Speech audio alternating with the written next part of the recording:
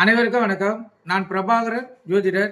இப்போ நான் என்ன சொல்ல போறேன்னா, இந்த 10ஆம் இடத்தில் ஒரு கிரகம் இருக்குதுன்னா அந்த கிரகம் அந்த ஜாதகரை வாழ வைக்கும். கருத்தில் கொள்ளுங்க.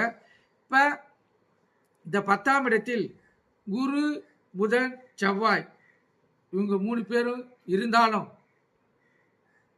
குரு புதன் இருந்து செவ்வாய் பார்வை பெற்றாலும், இல்லை புதன் செவ்வாய் இருந்து குரு பார்வை பெற்றாலும், இவங்க 3 பேரும் நட்சத்திரம் மாறி இருந்தாலும், எந்த அடிப்படையிலாலும் இந்த 10ஆம் இடத்தில் இவங்க தொடர்பு கொண்டாங்கன்னா அந்த ஜாதகர் சிறந்த செல்வந்தனாக இருப்பார், பெரிய வசதி படைத்த குடும்பத்தில் பிறந்திருப்பார், நல்ல யோகங்களை பெற்று மகிழ்ச்சிகரமான வாழ்க்கையை வாழக்கூடிய ஜாதகராக இருப்பார். கருத்தில் கொள்ளுங்க.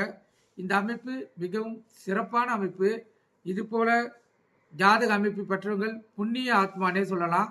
ஏன்னா இந்த பிறவியில் அவங்க அனுபவிக்க வேண்டிய அனைத்து சுகங்களையும் அவங்க பெறக்கூடிய ஜாதகர் அவங்க. கருத்தில் கொள்ளுங்க. இது ஒரு சிறப்பான அமைப்பு. உங்கள் பிள்ளைகள் ஜாதக கட்டத்தில் இருக்குதா பாருங்க.